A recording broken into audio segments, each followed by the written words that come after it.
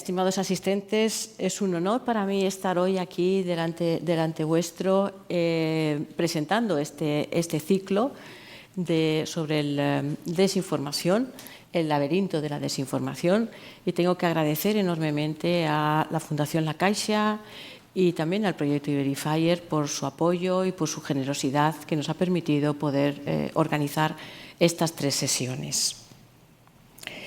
Estamos en un mundo inundado de información y distinguir entre la verdad y la falsedad se ha convertido en un desafío crucial para nuestra sociedad. Las redes sociales han democratizado la información, pero también a la vez nos han abierto la puerta a los contenidos falsos. El sueño que teníamos de tener una sociedad de la información choca con la realidad de un mundo plagado de bulos. La proliferación de la desinformación nos perjudica enormemente a todos y cada uno de nosotros. Por eso es un tema en el que hay que hablar, hay que reflexionar y hay que, en cierta manera, combatir para poder superar este tema, ¿no? En este ciclo nos proponemos explorar las raíces del fenómeno, conocer su complejidad, analizar los factores que nos han llevado a ello, tanto factores políticos como sociales, como tecnológicos, lo que nos promueve la proliferación de la desinformación o información falsa. Al mismo tiempo, durante el ciclo vamos a analizar las repercusiones que tiene la desinformación en la toma de decisiones personales y adquirir estrategias efectivas para contrarrestarlas. Esto lo veremos en los distintos paneles que hemos organizado. La primera actividad, si me podéis pasar la transparencia, la primera actividad que hemos organizado, la cual viene a continuación, es la conferencia inaugural a cargo del profesor Ramón Salaverría, titulada La sociedad de la desinformación. Ramón Salaverría es catedrático de periodismo en la Universidad de Navarra y ahora en breve escucharemos sus palabras. Continuaremos después con 2 mesas redondas que hemos organizado. La primera de ellas, Vigías de la desinformación, en la que tendrá lugar el próximo jueves 14 de marzo. En ella hablaremos del desafío global de la desinformación, lo cual preocupa tanto a gobiernos como a la sociedad en este mundo, ¿no? La Unión Europea y España están fuertemente comprometidos en combatir este problema, reconocen la amenaza que está suponiendo tanto para la democracia como para la estabilidad social. Para abordar este tema contaremos con expertos en la lucha contra la desinformación. Tenemos a Ángel Vadillo, que es investigador en el Real Instituto Elcano. Tenemos a Beatriz Marín, analista de datos en el Servicio de Acción Exterior de la Unión Europea, y tenemos al general Miguel Ángel Ballesteros, que es el exdirector del Departamento de Seguridad Nacional. Fue director hasta el último cambio de gobierno y ahora ha pasado a ser exdirector. Los cuales nos van a dar una visión amplia tanto de la situación en España como de la situación que está ahora mismo en Europa, los peligros que tenemos y que corremos, las campañas de desinformación existentes, que son transfronterizas, qué es lo que está pasando actualmente y qué medidas se están tomando por parte, digamos, de las instituciones para combatir esta situación.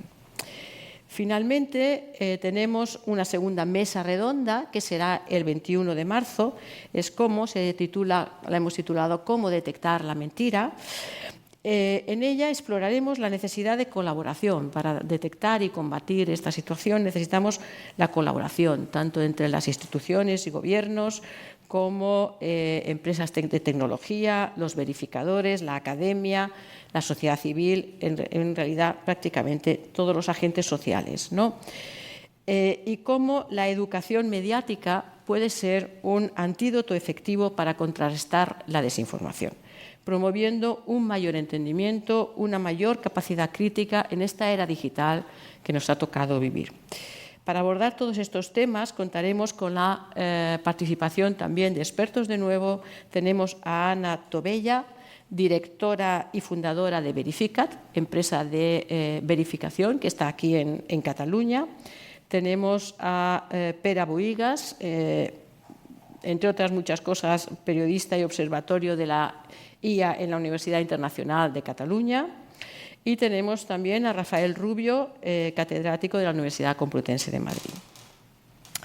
En resumen, con este ciclo pretendemos abrir un diálogo entre los expertos y la sociedad civil en este tema, al mismo tiempo que hacemos un llamado a la acción para fortalecer nuestra resiliencia contra la desinformación y construir una sociedad más informada y más empoderada. Gracias por uniros todos vosotros con nosotros en este reto y en esta misión. Y yo, sin más preámbulos, doy paso al profesor Ramón Salaverría, que nos va a dar la conferencia inaugural sobre desinformación. Muchas gracias a todos.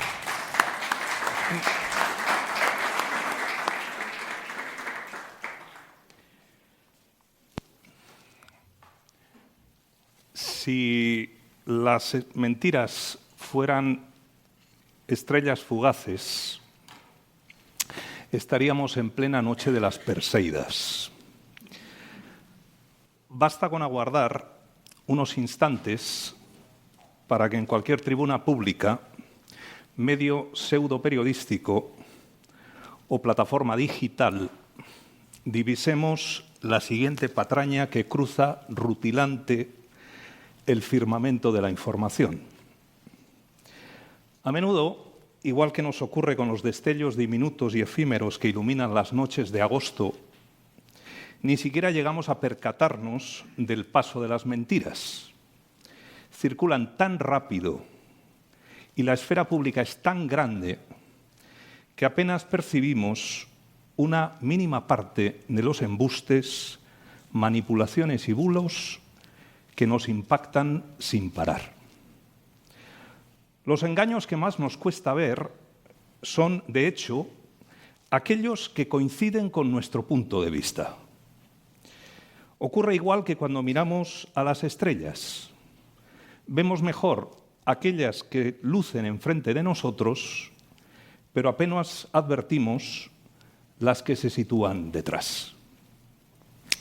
La difusión estratégica y deliberada de falsedades, eso que hemos dado en llamar desinformación, se ha convertido en un problema planetario.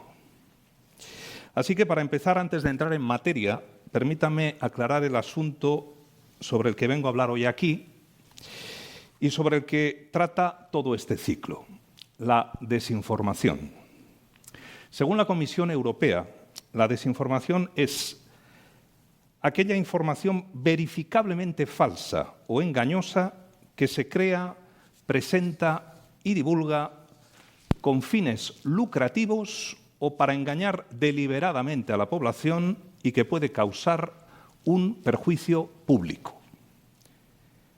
Puede responder a múltiples motivos, desde la estafa para obtener beneficios económicos, la desestabilización social, por supuesto, las motivaciones ideológicas y políticas, hasta los intereses geopolíticos de alcance global. De hecho, la desinformación forma parte de las denominadas amenazas híbridas, con las que ciertos países presionan y desestabilizan a la población de países rivales.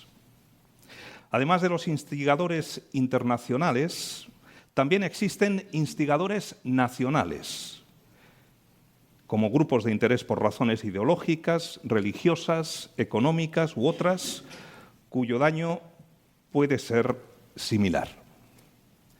Todos y cada uno de nosotros somos objeto de esta amenaza y, lo que es peor, actuamos a menudo como colaboradores de su difusión. En la práctica, la desinformación adopta múltiples formas y no siempre es fácil de identificar. Bajo amplias narrativas, muchas de alcance internacional, la desinformación construye relatos que sustituyen la verdad por la verosimilitud y mezclan contenidos falsos con verdaderos. Son flexibles, adaptándose localmente y a la actualidad informativa para impregnar cualquier tema de relevancia social, incidente o confrontación que pueda surgir. Para tener éxito, no es necesario que la gente se crea las mentiras. Basta con provocar confusión, desconfianza, división y amplificar sesgos y prejuicios. Si ante un tema controvertido, pongamos por ejemplo las vacunas contra la COVID, ¿alguna vez ustedes pensaron, he leído tantas afirmaciones a favor y en contra que ya no me creo nada?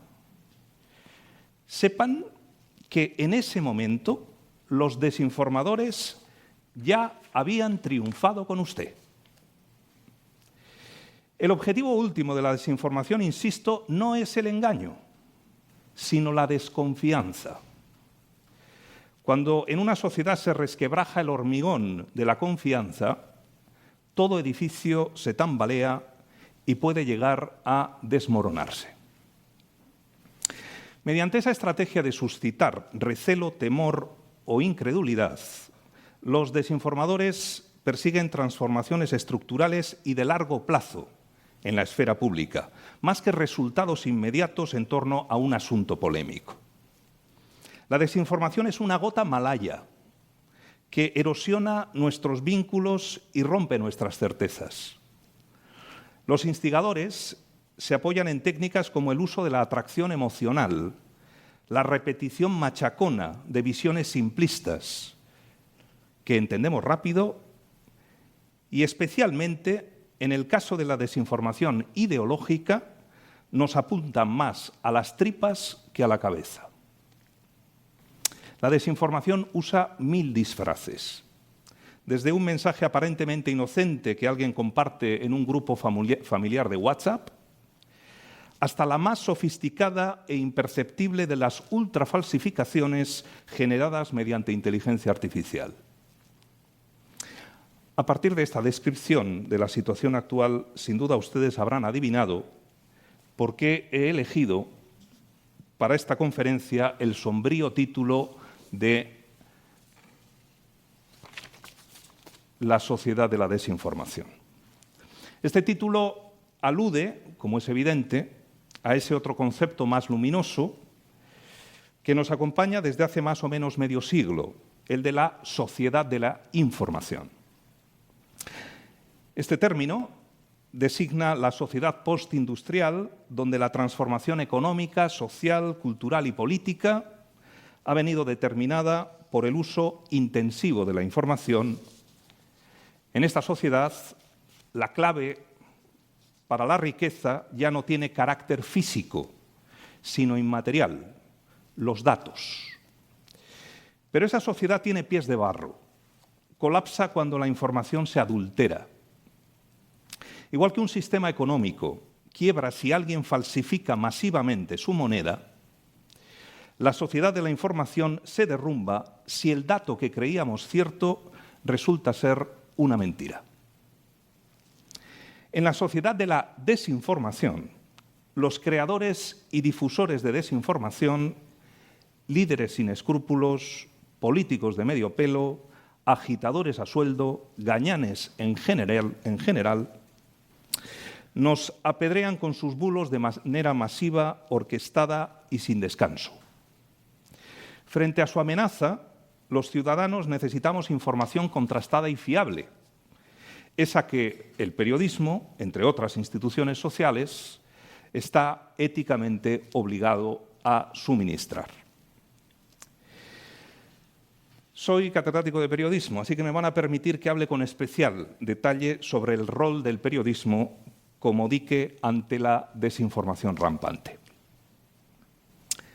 Los medios son, o deberían ser, un escudo contra la amenaza de la desinformación.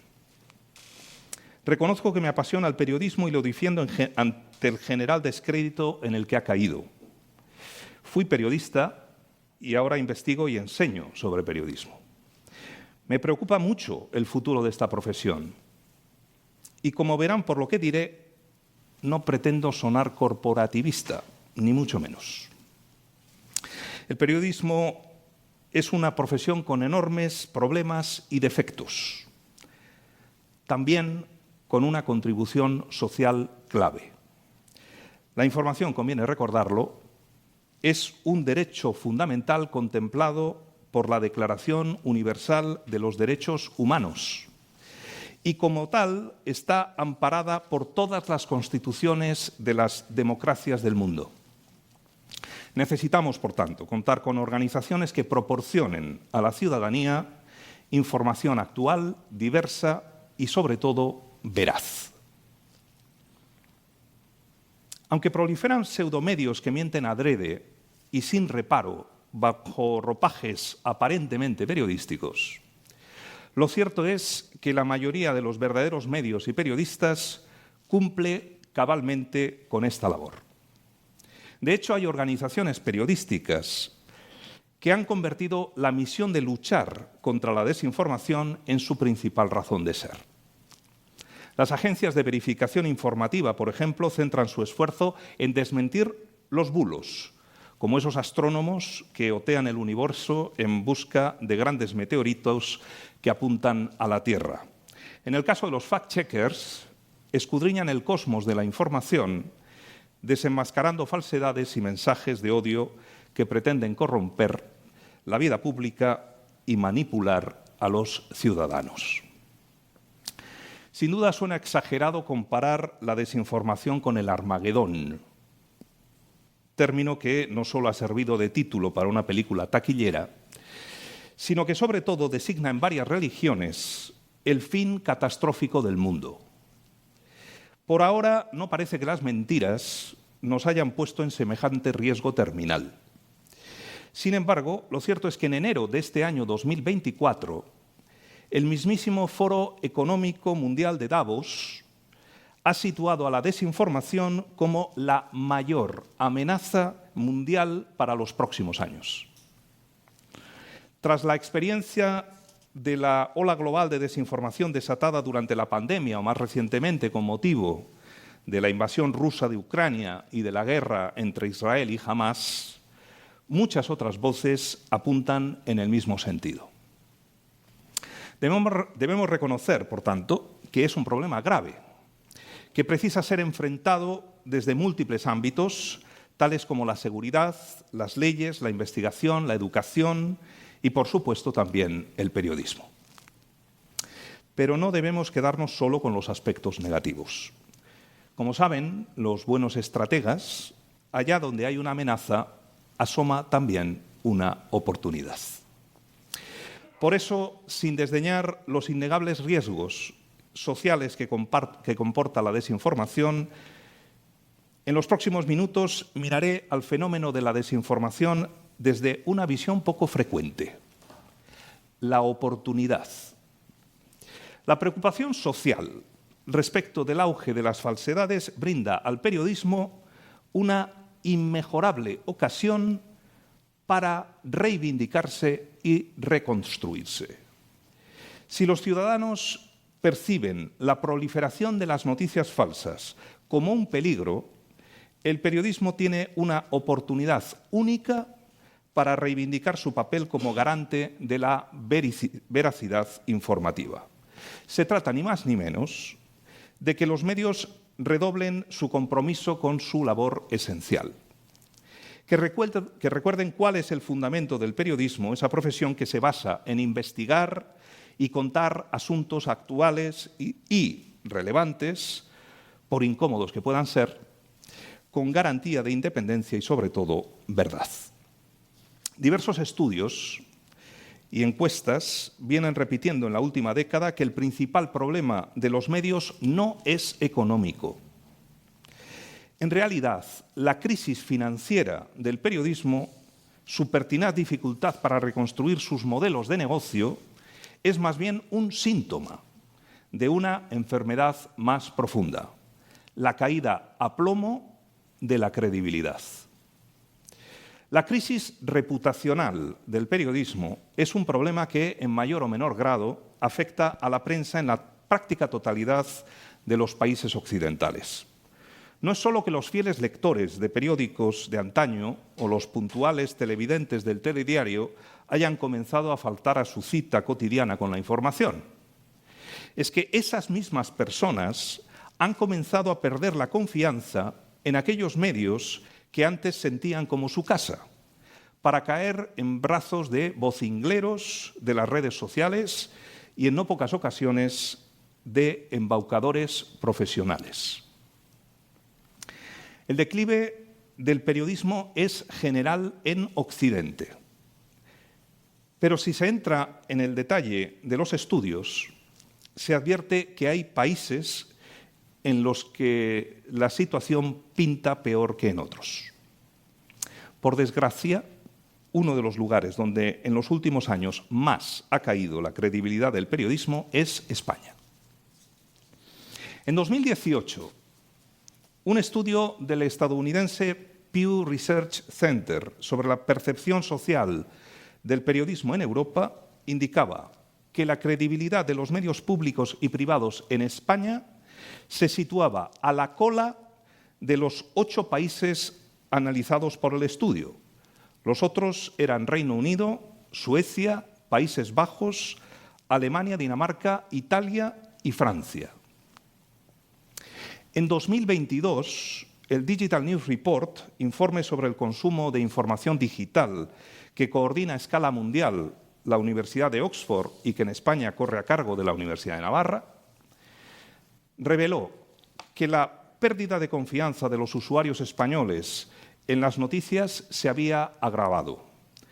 Por primera vez desde que en 2014 comenzaron a realizarse informes anuales en nuestro país, el porcentaje de quienes no se fiaban de la información, el 39%, superó al de quienes sí afirmaban confiar habitualmente, apenas el 32%. Los datos no pueden ser más sombríos y preocupantes para las empresas informativas españolas. Revelan una pérdida de crédito continua y cada vez más acelerada. También en 2022, el Eurobarómetro de la Unión Europea desveló que en España el 71% de los encuestados no creía que la información de los medios privados estuviera libre de presiones políticas y comerciales, al tiempo que la desconfianza respecto de los medios públicos alcanzaba el 75%, hablando en plata. Apenas 1 de cada 4 españoles confía hoy en los medios. Esta caída en picado de la credibilidad del periodismo tiene muchos causantes y, por supuesto, no todos trabajan dentro de las redacciones. La lista de responsables es larga. Para empezar por la base, un sistema educativo que a día de hoy sigue postergando la formación mediática de los jóvenes y no cultiva en las aulas el espíritu crítico en el consumo de la información. También habría que incluir en la lista a una clase política que promueve el clientelismo de los medios privados y el control de los públicos, mientras persigue no ya la discrepancia, sino la mera independencia. A los profesores Daniel Hallin y Paolo Mancini, americano e italiano respectivamente, y por tanto nada sospechosos de filias o fobias respecto de la política española, corresponde haber descrito al sistema mediático español como un pluralismo polarizado, donde bajo una aparente libertad de prensa reina una fuerte polarización ideológica y un ecosistema mediático plagado de presiones. Cabe suponer que la creciente polarización política de España es, de hecho, un factor multiplicador de la percepción social de desinformación. Cuando las posiciones políticas se extreman y se alejan de un territorio común, los ciudadanos dejan de considerar la opinión discrepante como tal opinión y, en cambio, pasan a tacharla directamente de mentira. Retomaré esta idea al final de mi intervención. El ya citado Digital News Report respalda esta hipótesis. Según este estudio, el ciudadano español medio piensa que son los demás los desinformados y que, por el contrario, solo los medios que él o ella consume son dignos de crédito. Está convencido, en suma, de que los únicos engañados, y acaso también mentirosos, son quienes no piensan como él o ella. Otro gran responsable de la pérdida de credibilidad de los medios se sienta en los despachos de dirección. Presionados por un contexto económico adverso y por la necesidad de rendir beneficios, los propietarios y ejecutivos de la mayoría de los medios periodísticos occidentales han empobrecido su producto informativo. Comparados con los de décadas atrás, los periódicos de hoy tienen menos páginas, menos secciones, menos información propia. La radio y la televisión tienen menos corresponsales, menos reporteros, menos editores. También, de manera nada sorprendente, tienen menos publicidad y venden menos que antes, muchísimo menos. Y luego están los medios digitales. Gracias a su presencia en las redes, es verdad que muchos cibermedios alcanzan hoy a públicos más amplios que antaño y lo hacen con exuberantes productos multimedia.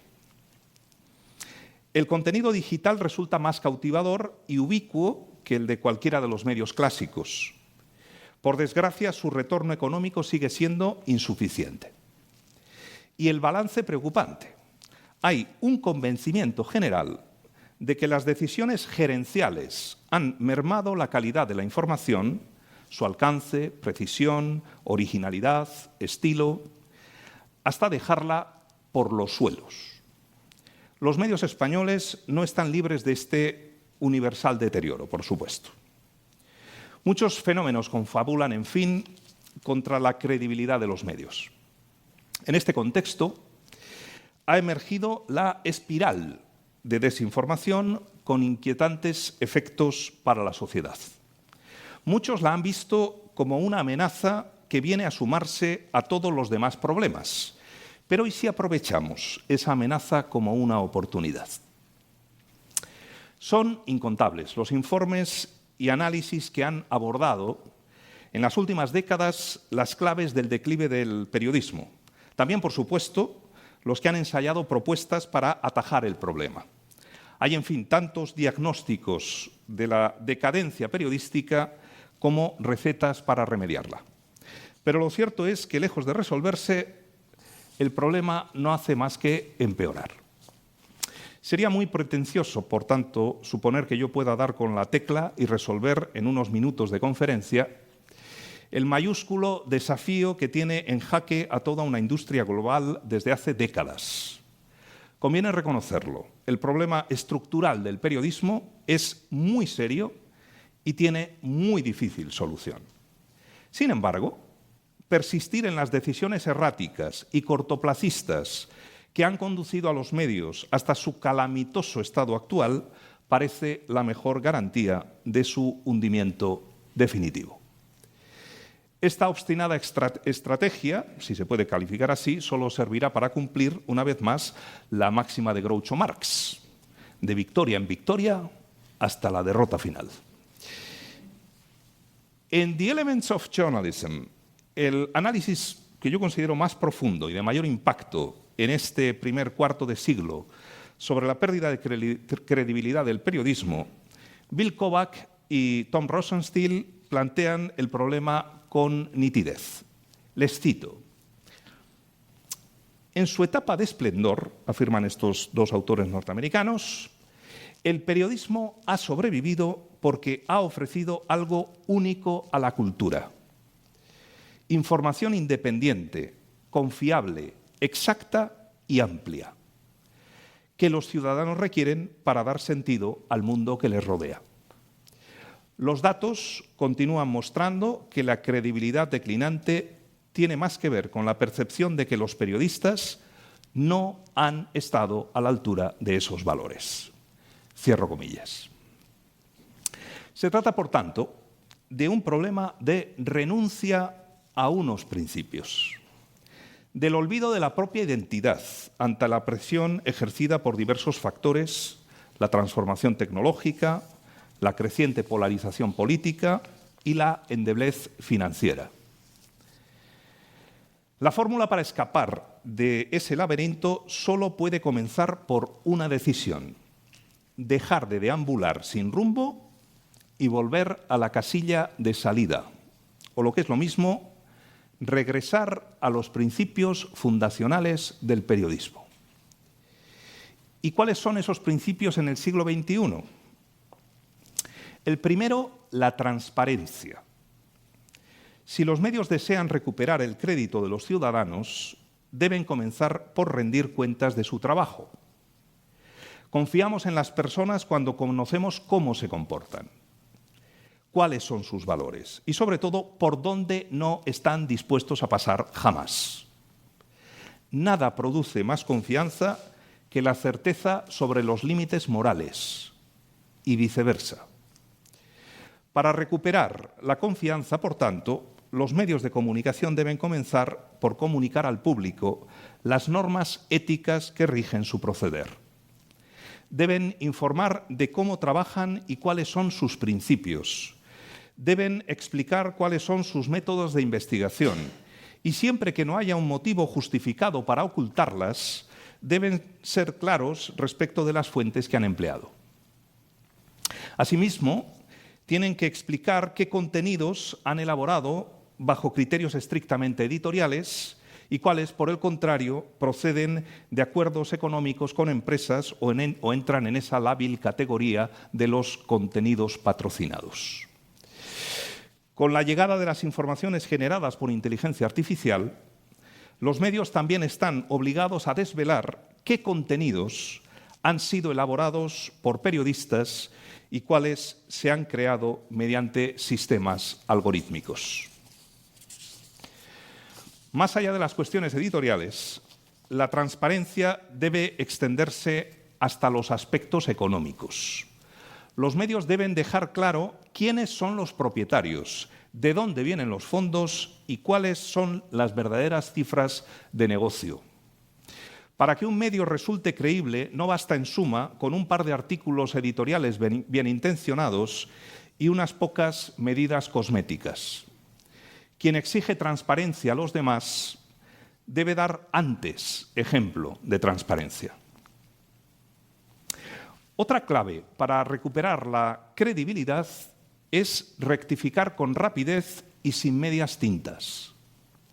¿Cuántas veces habremos visto medios y periodistas que, tras publicar una información errónea, lejos de rectificar, se han limitado a retirar la noticia de su sitio como si nada hubiera ocurrido? Muchas veces ni siquiera eso. Mantienen la información falsa sin el menor gesto de rectificación. Sonroja tener que recordarlo a los periodistas, pero cuando se comete un error, la única actitud ética aceptable es reconocerlo y rectificar, con claridad y sin demora. Las personas disculpamos el error. Lo que no olvidamos es el desprecio y la mentira. Rectificar públicamente es una de las decisiones más inteligentes que puede adoptar un medio para fortalecer su credibilidad. En tercer lugar, hay que mejorar los estándares profesionales. Es bien sabido que las opiniones son más baratas que la información. No hay más que fijarse en el periodismo actual para darse cuenta de que a los medios les resulta más asequible contar con una tropa de opinadores todólogos, tertulias y más tertulias, que con un equipo de reporteros y corresponsales especializados. Si los medios se dedican a exacerbar la opinión y a anular la información, que no se rasguen después las vestiduras al comprobar que la ciudadanía está cada vez más desinformada y enfrentada. La opinión, especialmente cuando se presenta del modo dialéctico en la que acostumbran hacerlo los medios, no genera conocimiento. Produce algo mucho menos edificante.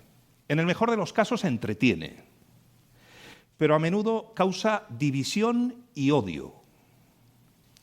Justo el caldo de cultivo con el que sueñan los creadores de la desinformación. Para recuperar la confianza corresponde una responsabilidad clave a los medios de titularidad pública, o para ser más exactos, a sus gestores. Como ya hemos apuntado, los medios públicos españoles, tanto los de ámbito nacional como los autonómicos, se encuentran entre los que menor confianza suscitan en los países occidentales. La percepción ciudadana de control político de los medios públicos está muy arraigada. Y no faltan los motivos. Una medida deseable para regenerar la credibilidad del periodismo sería, por tanto, eliminar el dirigismo político de los medios públicos. Una cosa es gobernar las cuentas de una corporación pública y otra, bien distinta, controlar qué, quién, dónde, cuándo y cómo aparece en un medio. De tan obvias, las medidas que he reseñado hasta aquí pueden sonar ilusas, pero creo, sinceramente, que por ahí va el camino. Para recomponer la credibilidad, los medios deben ser más transparentes, independientes y rigurosos. Todos sabemos que el statu quo de los medios no permite albergar muchas esperanzas para el cambio. Pero si de verdad nos preocupa el problema de una ciudadanía cada vez más desinformada y alejada de la información, quizá debamos comenzar a reivindicar con firmeza estas utopías. Como ven, no he sido precisamente indulgente con los medios. Creo que tienen una gran parte de la responsabilidad en el problema de la desinformación que nos afecta. Pero ahora me van a permitir que les hable de ustedes, de la responsabilidad que compartimos todos los ciudadanos en este problema de la desinformación. Para eso voy a dejar de leer y les voy a mostrar unos ejemplos. Miren, les pongo un acertijo. Una raqueta de tenis y una pelota cuestan 110 euros en total. La raqueta cuesta 100 euros más que la pelota. Pregunta: ¿cuánto cuesta la pelota? No hace falta que respondan, simplemente piensen. Y ahora quiero que, con toda sinceridad, levanten la mano todos los que acaban de pensar que la pelota cuesta 10 euros. Levanten la mano, por favor. De hecho, habrá alguno que dice, bueno, si son 10 euros, sí es evidente. O sea, voy a tratar de explicarlo. La raqueta cuesta 100 euros más que la pelota. De modo que la pelota necesita costar 5 para que la raqueta, si el total es de 110, cueste 100 euros más que la pelota. La raqueta costaba 105. Este es un truco matemático habitual, pero revela cómo funciona nuestra cabeza. Y es que en muchas ocasiones damos por cierta, por segura, por irrebatible cualquier afirmación y, de hecho, nos cuesta imaginar que podamos estar en el error. Esta psicología que todos los seres humanos que habitan este planeta compartimos es lo que facilita que los creadores profesionales de contenidos desinformativos jueguen con nuestra mente. Yo no soy un psicólogo y probablemente sea uno de los perfiles que podríamos haber incorporado a este ciclo, pero lo que tiene que ver con la forma, la percepción humana, la psicología humana, tiene un efecto enorme en la persuasión respecto de los contenidos falsos. Hay un sesgo psicológico que todo el mundo conoce y del que hablamos habitualmente, que es, y por eso lo cito en primer lugar, que es el sesgo de confirmación, que consiste en buscar aquella información que confirma nuestras percepciones y nos da la razón. En este sentido, Google es fantástico porque pensemos lo que pensemos, si buscamos vamos a encontrar algo que efectivamente responde a lo que nosotros imaginamos. Cosa bien diferente es que aquello sea verdad. Pero como hemos encontrado una evidencia, una página, sea cual sea esta, que dice lo que nosotros pensamos, evidentemente yo estoy en lo cierto. Ya nos cuesta más, sin embargo, buscar informaciones que digan lo contrario, forzarnos a nosotros mismos a encontrar argumentos que desafíen nuestro pensamiento. ¿Se dan cuenta? Eso no lo hacemos tan a menudo. No nos gusta que nos lleven la contraria. Nos gusta que nos masajeen en nuestra propia opinión. Luego está el efecto arrastre. Tendemos a apoyar las ideas, modas o creencias que adopta la mayoría. Qué difícil es ser salmón. Ir contracorriente. Lo fácil es ser hoja, caer del árbol y que te lleve el río. Eso es facilísimo, no hay que esforzarse mucho. Ser salmón, en cambio, es muy complicado. Y en la era de las redes sociales, llevar la contraria, plantearse si lo que está diciendo una cantidad aparentemente grande de personas es efectivamente lo correcto, es un ejercicio cívico, casi diría, en fin, arriesgado. En tercer lugar mencionaré, hay muchísimos más efectos de los que voy a mencionar, pero está el efecto halo. El efecto halo. Nos parecen acertadas todas las acciones de aquellos a quienes valoramos positivamente y viceversa. Si hay alguien a quien admiramos, haga lo que haga, va a estar bien. Y si hay alguien a quien detestamos, haga lo que haga, va a ser censurable. Hombre, alguna vez no coincidirá. Deberíamos plantearnos esa posibilidad, al menos. Voy a ponerles un ejemplo. Aquí están los 20 escudos de los equipos que actualmente juegan en lo que antes llamábamos Primera División. Miren, corríjanme si me equivoco, pero cuando han visto estos símbolos, han asociado rápidamente elementos positivos y negativos a alguno de ellos. Hoy me ha tocado venir desde Pamplona a Barcelona y ayer, cuando imaginaba cuál podía ser lo que ahora llaman el feeling, corríjanme si me equivoco, ¿no sería algo así? De modo que todo lo que venga de esto que está en verde, pues tendiendo a positivo. No, hombre, no, esa polémica seguro que... No, dicen no, seguro, vamos, es que yo te garantizo que esto, vamos, es que ahí hay mucho... ¿Me siguen o no me siguen?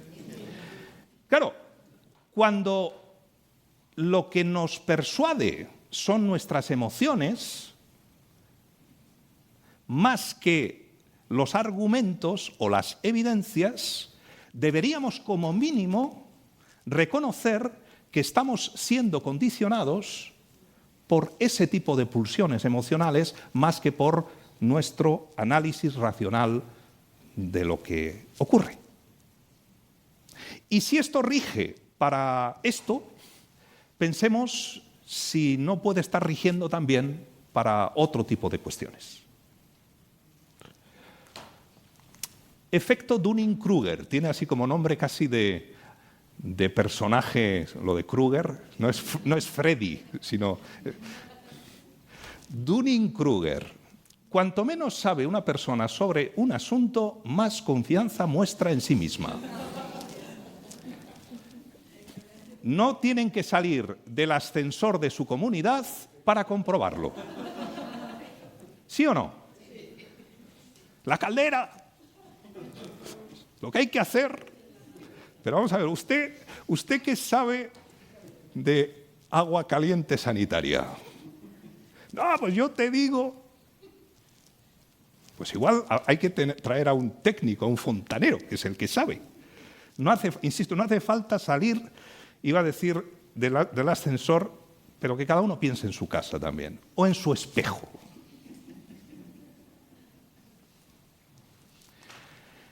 Efecto anclaje. Para decidir, tendemos a confiar en la primera información que hemos recibido sobre el asunto.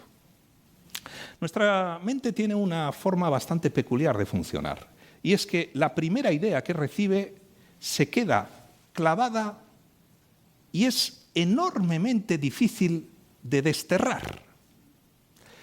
De hecho, aquí tendremos en el ciclo representantes del ámbito de las agencias de verificación. Uno de los grandes problemas de los fact-checkers es que se enfrentan a una mentira que ya se ha distribuido públicamente. Por lo tanto, que ya ha llegado a la ciudadanía, que ya está en la cabeza de la gente. Y por tanto, cuando llegan los fact-checkers, ya es tarde.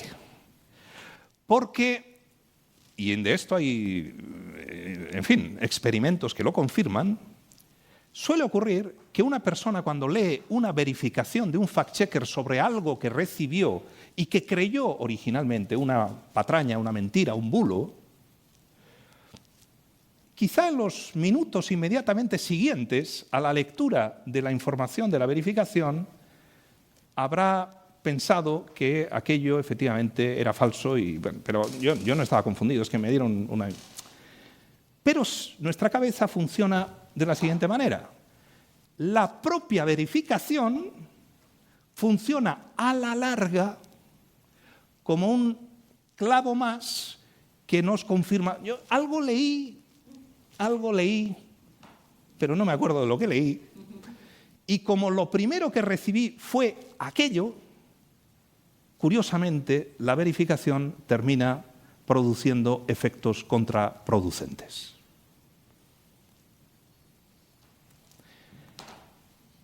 Sesgo de punto ciego.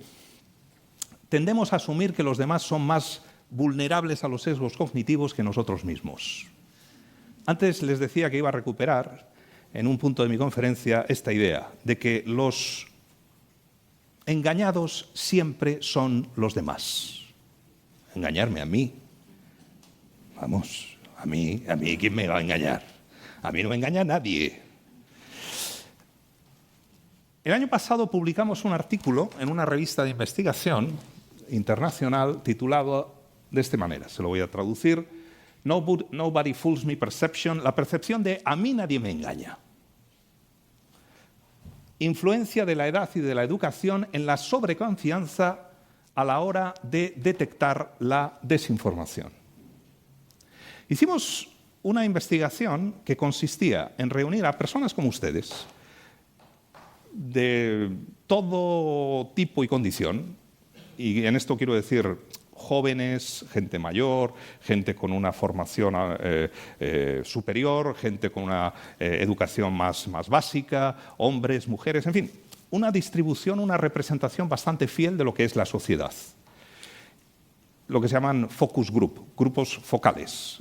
Lo hicimos varios en Pamplona, hicimos en Madrid, hicimos aquí también en Barcelona.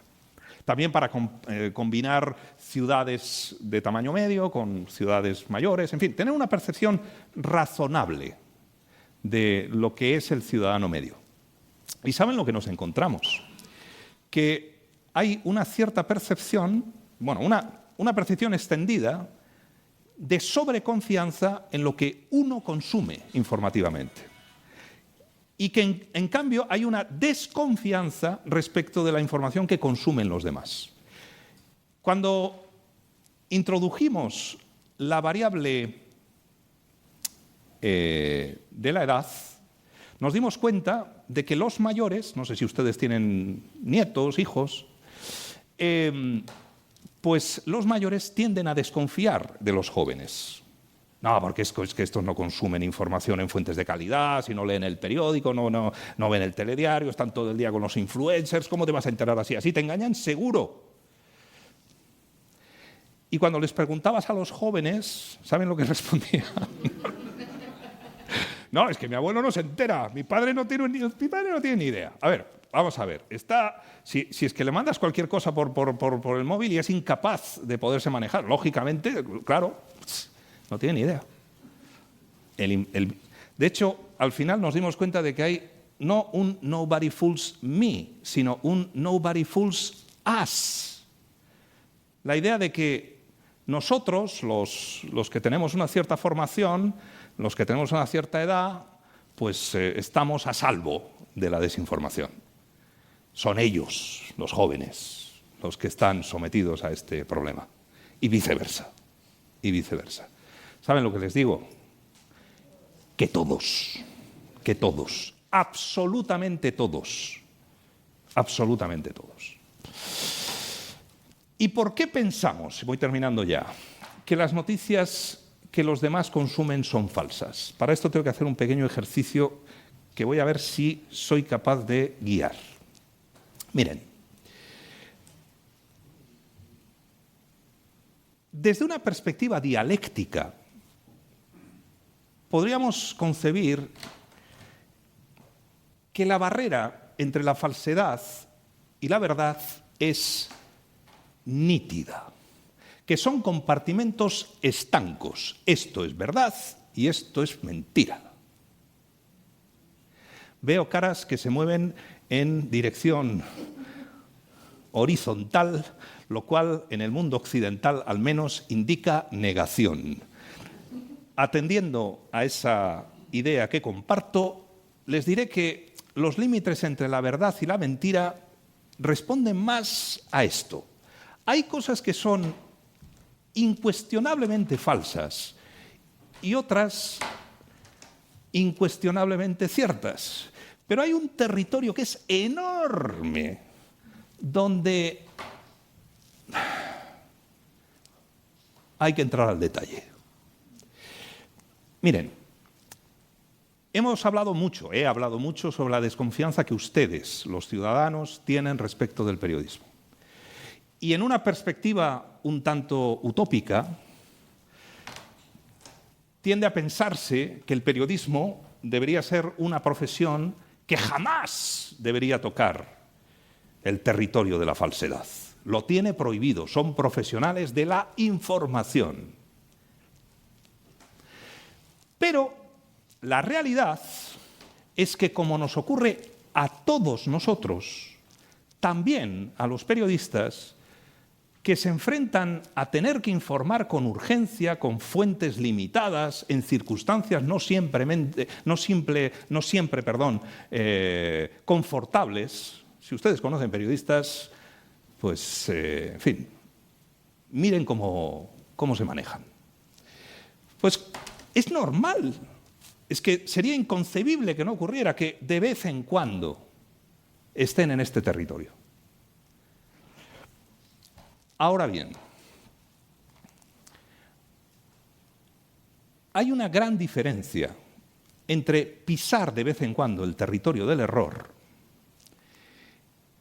y adentrarse en el ámbito de la mentira. El error es una falsedad involuntaria que debe ser rectificada. La mentira es la intención deliberada de engañar, tal y como la define el diccionario de la Real Academia Española. Llámenme utópico si quieren, pero yo no concibo que pueda haber un periodismo que se solape con el territorio de la mentira. En el momento en el que un medio, un periodista, difunde a sabiendas una información falsa con un determinado objetivo, es decir, miente, ha dejado de ser periodista. Y ha entrado en otra categoría, que no sé cuál es. Pero esa no es la categoría del trabajo periodístico. Claro, la cosa es más complicada de lo que parece, porque luego hay otra dimensión epistemológica que es la de la opinión. Claro, si todo fuera cierto o falso, pues al fin y al cabo tampoco sería tan difícil. Pero es que luego está el ámbito de la opinión, que lo he puesto en horizontal porque de hecho está en un en una dimensión epistemológica diferente de la verdad y de la falsedad. Son juicios de valor a propósito de la realidad. Y dirán ustedes, bueno, entonces, ¿qué pasa con la opinión y el periodismo? El periodismo no debería dar opinión. ¿Seguro? No. El periodismo, la opinión forma parte del conjunto de contenidos que un medio, junto con la información veraz, está, casi les diría, éticamente obligada a proporcionar. Por lo tanto, es lógico, es natural, es conveniente que el periodismo ocupe el territorio de la opinión. Pero, de nuevo, desde una perspectiva idílica, el periodismo debería ser esto. Nosotros soñaríamos con un periodismo así, que no se solapara con la falsedad.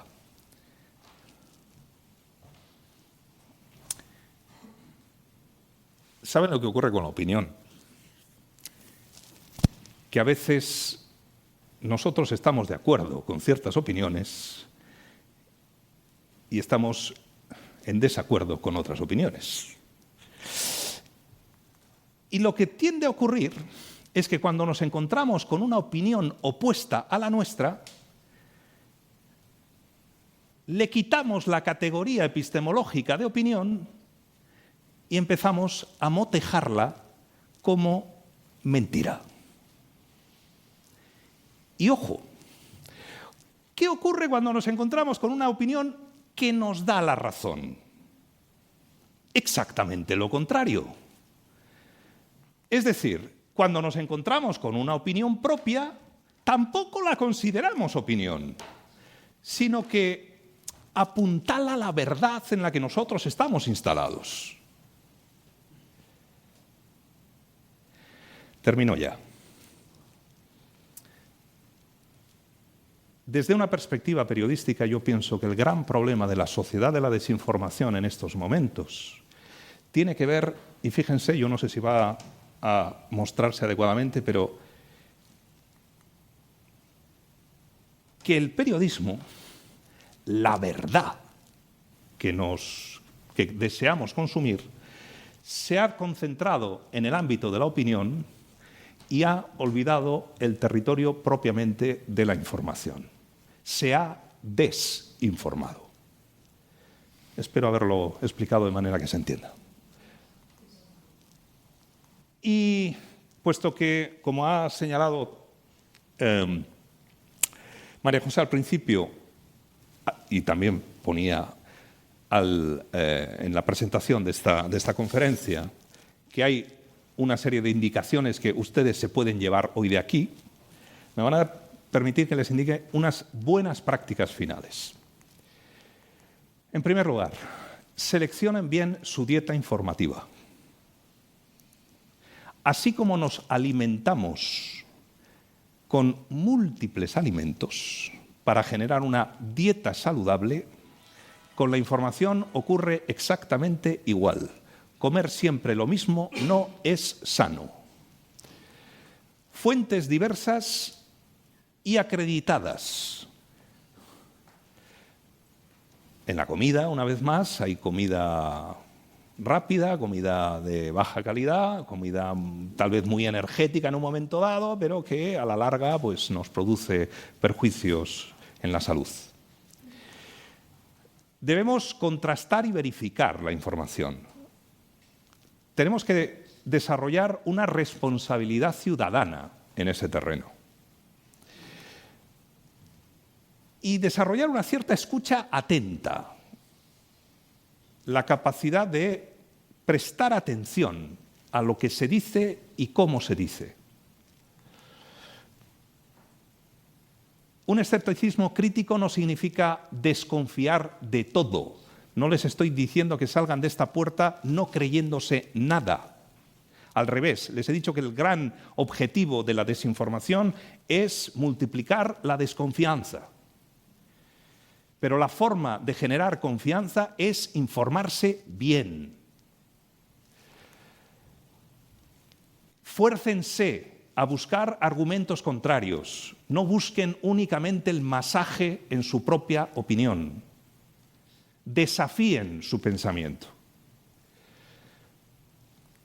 Y actúen con cierta serenidad y templanza. La desinformación, les he dicho, apunta a las tripas.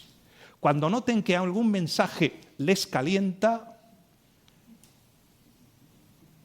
cuenten hasta 10. Porque es probable que quien ha diseñado ese contenido busque precisamente ese calentón. Así que párense y piensen. Y mi último mensaje es bien sencillo. Ante la duda, no compartan. Muchas gracias.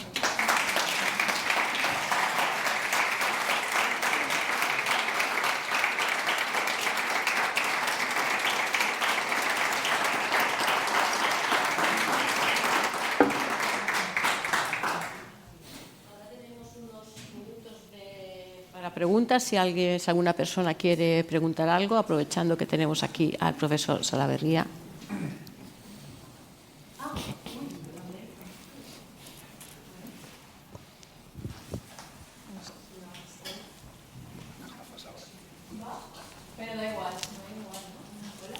Sí, pero creo que luego graban esto.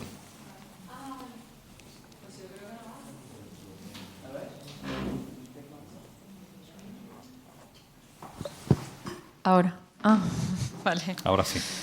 Pues mire, encantada de saludarle, me ha parecido muy interesante. Yo estudié periodismo. En el momento yo creo que debía ser la etapa de máxima información, ¿no? Y ahora pues lo que se está viviendo es todo lo contrario, la desinformación, como bien ha dicho. Y la verdad que cuando estudié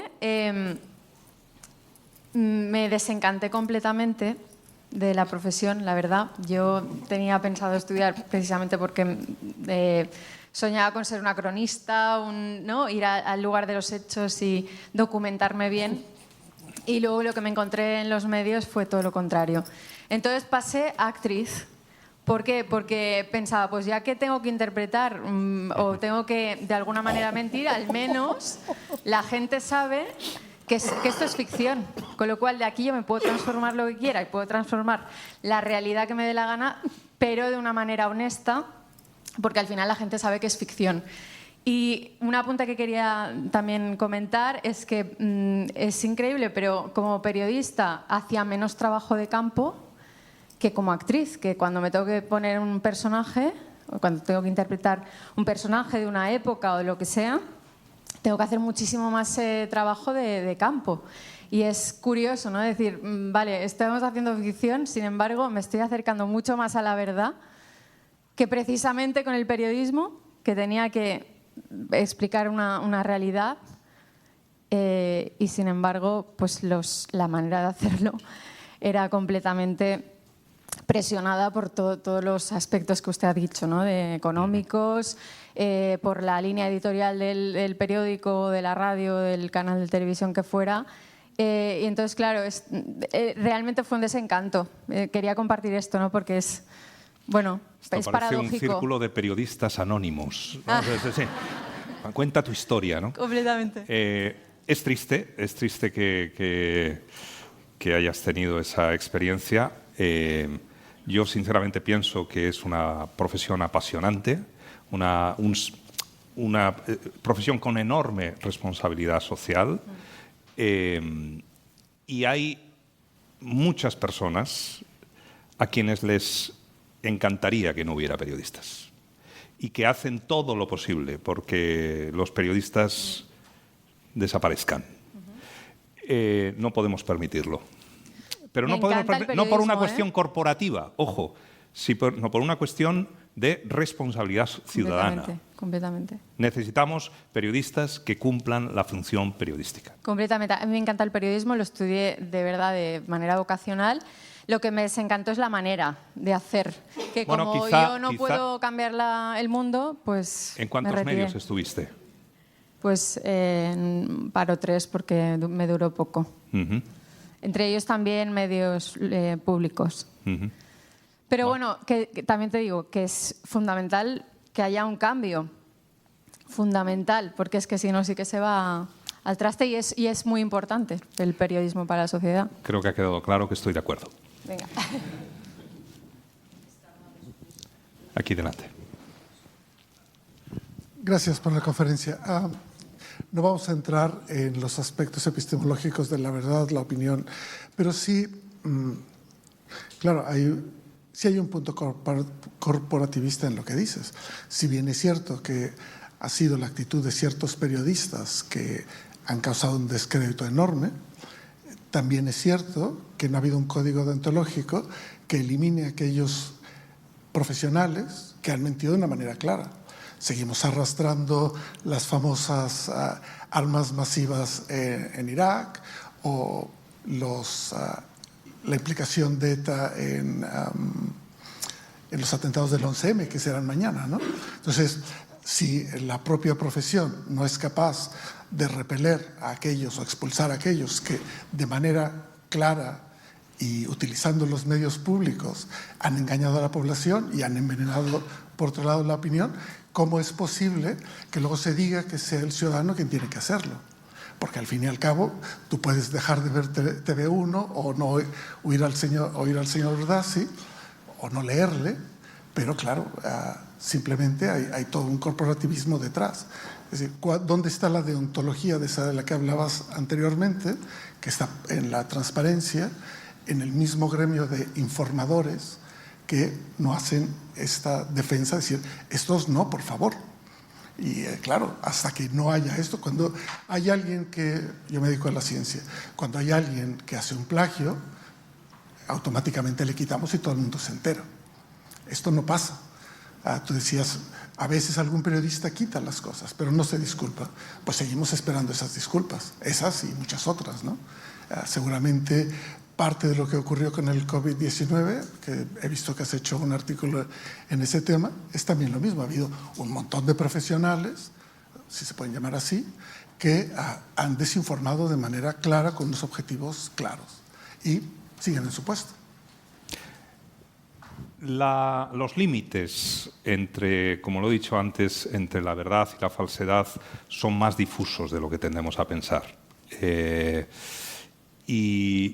Y yo, en general, pienso que extirpar, me parece que el verbo extirpar de la profesión tiene un punto así como excesivamente, en fin, pues exigente o excesivamente duro, que yo no puedo compartir. Me parece que es necesario hacer digamos, una reflexión interna, un reproche incluso cuando se cometan los errores. De hecho, lo que yo abogo es que tiene que haber una rectificación. Rectificación no es borrar. Y hay algunos medios que ni siquiera borran. Entonces, rectificar es indicar honestamente cuando alguien informó algo erróneo y se ha percatado de ello. Y no continuar en esa situación. Ahora bien, que eso suponga usted ya no puede informar, perdón, esto me parece un territorio que... En una mala práctica médica, quitas al médico. En una mala práctica en la justicia, quitas al juez. No veo por qué el informador no. Bueno, esto sería un asunto polémico que no vamos a entrar.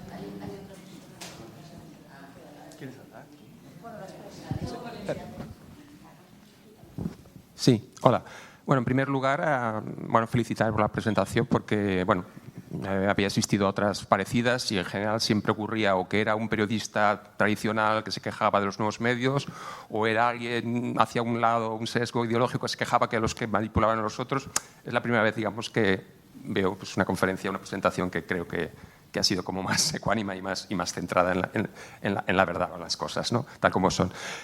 Bueno, yo no lo iba a comentar, pero bueno, comentar también, porque ahora, como la chica aquí delante ha dicho que había estudiado periodismo, pues lo comento, yo también estudié años antes que ella, seguramente, bastantes antes, y también me decepcionó. O sea que no es algo que haya sido ahora, seguramente ahora sería más decepcionante.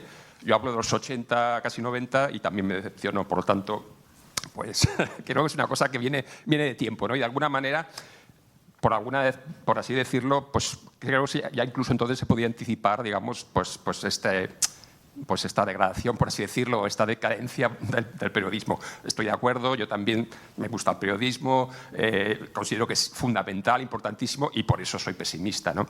Entonces, mi pregunta un poco en este contexto es: ¿hasta qué punto, digamos, la cosa no tiene remedio?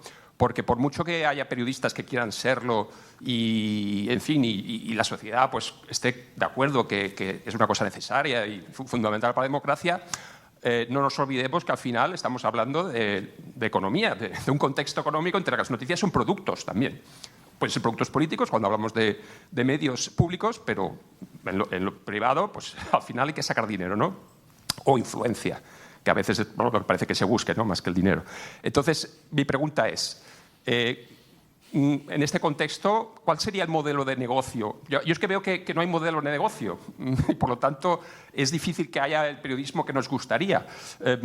Pienso un poco como estudiante de periodismo cuando estudiábamos los inicios de la comunicación, famoso librito de Montalbán, por ejemplo, en el que quizás lo que conocemos por las primeras gacetillas, los primeros diarios, no periódicos entonces, eran aquellas gacetillas de partido, ¿no? De los liberales, de los carlistas, de los isabelinos. ¿Hasta qué punto, de alguna manera, eso que pensamos ha sido el periodismo clásico, ¿no? Que a lo mejor tenemos idealizado, ¿no? Años 60, 70, en fin, Watergate, estas cosas, o incluso en España los medios de la transición, ¿no? Cuando había esas ganas de democracia, etcétera, pudieron ser posibles porque había un modelo de negocio en el que se buscaba también la masa. Tú podías hacer un diario y hacer 1 millón de ejemplares, ¿no? O más. Y entonces pues, podía haber un gran diario de derechas y un gran diario de izquierdas, pero no podías tener los sesgos ya tan partidistas que a lo mejor los micromedios de hoy en día, los nichos, pueden hacerlo porque están buscando un mercado de gente que busca el sesgo de confirmación y todo esto que hemos hablado. Quiero decir, ¿hay esperanza si el modelo de negocio quizás no es posible? ¿Se lleva 20 años hablando de modelo de negocio? Gracias. Me ha entrado una curiosidad. Levanten la mano, por favor, todos los que tienen algún pasado periodístico.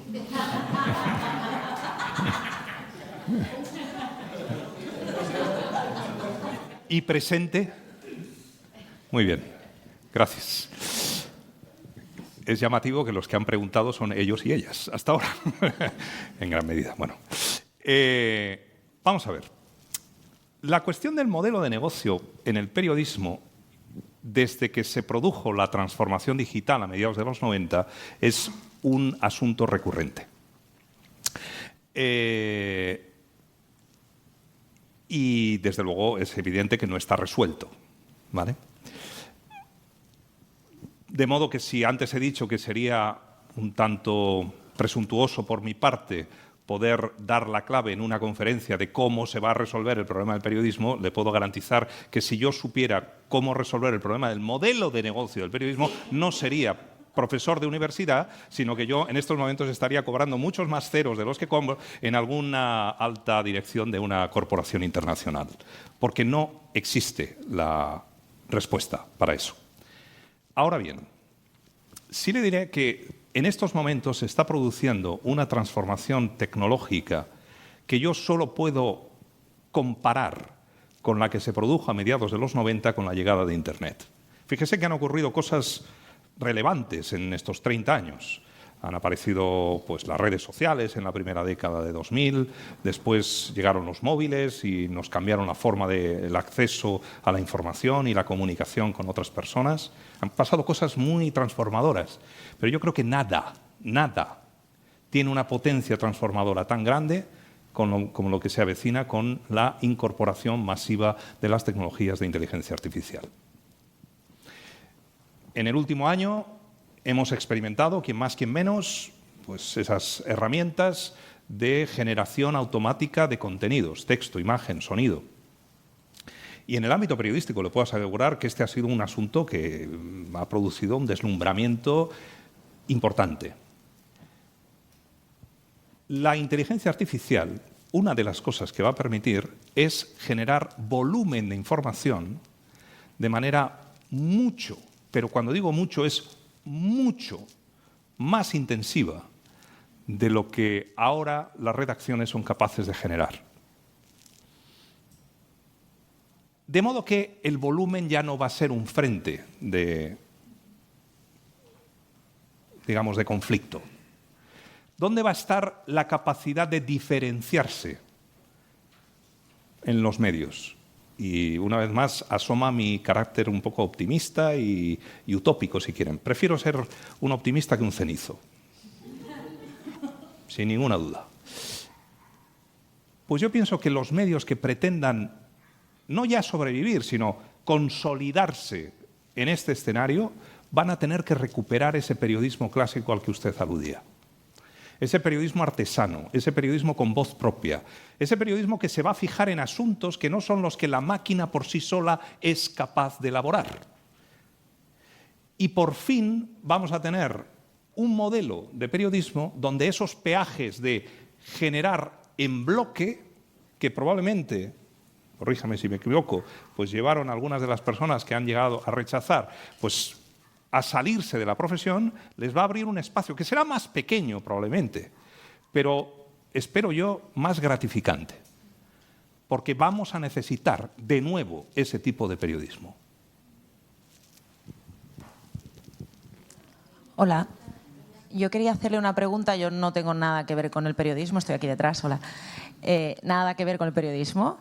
Y a colación un poco de lo que usted ha dicho de lo de buscar argumentos contrarios y lo difícil que es hoy en día estar bien informado, yo quería preguntarle, usted, imagínese un domingo cualquiera que está desayunando con su prensa escrita o digital, ¿cuántos periódicos o cuántos titulares de media busca cuando le interesa una noticia? O sea, más o menos. Yo me he convertido en un promiscuo informativo. Por eso, pero...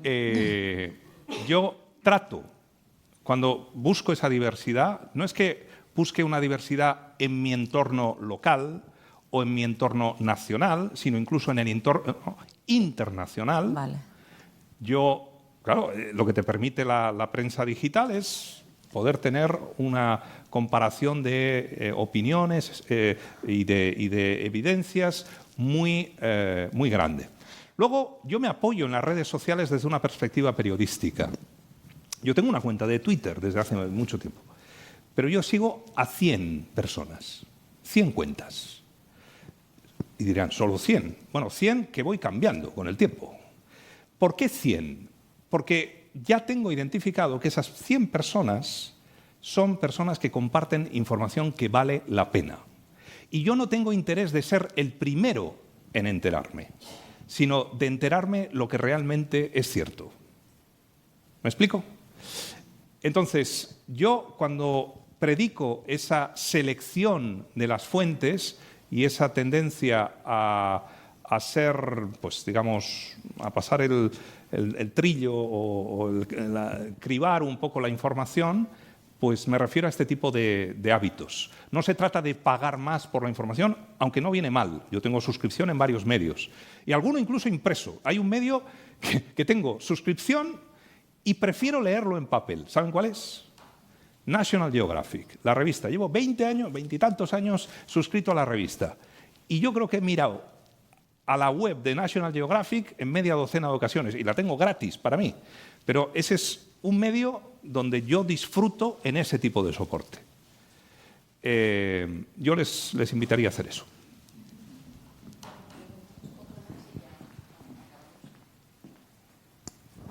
Hola, gracias por la charla.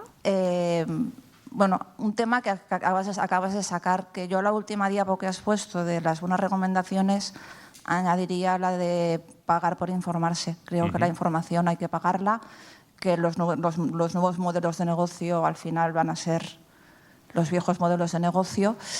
Y aunque luego sobre eso en la universidad, porque estamos investigando sobre temas estos, siempre nos planteamos que el tema de pagar la información en un contexto de crisis como el que vivimos, que hay mucha diferencia entre los que tenemos pasta y los que no tienen nada, también puede crear dos tipos de ciudadanía, la que pueda estar informada y la que no. Y no era una pregunta, era un... Sí, pero ahí están los medios públicos, por ejemplo. Me parece que los medios públicos siempre han cumplido esa función social de poner al alcance de la ciudadanía, con independencia de cuáles sean sus circunstancias, información relevante y de calidad para tomar decisiones en libertad. Ese es su objetivo. Sí que es verdad que, bueno, siempre ha sido, por otra parte, tener acceso a la información, pues siempre ha sido caro. Y no tenemos que rasgarnos las vestiduras ahora porque un medio digital te diga, oye, usted tiene que pagar, pues no sé, 80, 90 euros al año por tener acceso a todos los contenidos. Oye, pues eso equivaldría, pues no sé, pues a 60 periódicos de antaño. Tampoco parece una cosa desmesurada, ¿no? Sí, yo estoy plenamente de acuerdo. La última pregunta. Gracias, profesor Salaverría, por su brillante exposición. Fantástica. Quería plantear un par de cosas. Ha hablado de la pérdida de la confianza en los medios como un hecho constatado en diferentes investigaciones. Quería plantear aquí la percepción de que esa pérdida de confianza se ha extendido a cualquier otro referente. Es decir, la población normal, nosotros, hemos perdido lo que antes eran referentes, figuras sustentadores de opiniones o generadores de opiniones que nos podían servir como brújula ante el mundo. En ese sentido, creo que los medios lo han perdido, pero no es una cosa única. Desde ese punto de vista, ¿cómo recuperar ante la falta de referentes que llega a un punto que no necesitamos, cómo crearlos de nuevo? Eso por una parte. Y por otra parte, hablando de los sesgos y de cómo nos incorporamos o cómo aceptamos esas informaciones falsas o no verificadas o difícilmente verificables, he tenido siempre la percepción de que lo que pretendemos es reafirmarnos en nuestra posición. Es decir, lo que era la clásica espiral de silencio, en la cual necesitamos agarrarnos a lo primero que viene, que nos reafirme en esa posición y que no nos mueva. Eso conectado a la falta de un referente que me reoriente y que me diga, pero ¿dónde vas, animal? ¿Qué estás diciendo? Que eso no puede ser. O vas muy bien, está generando ese problema.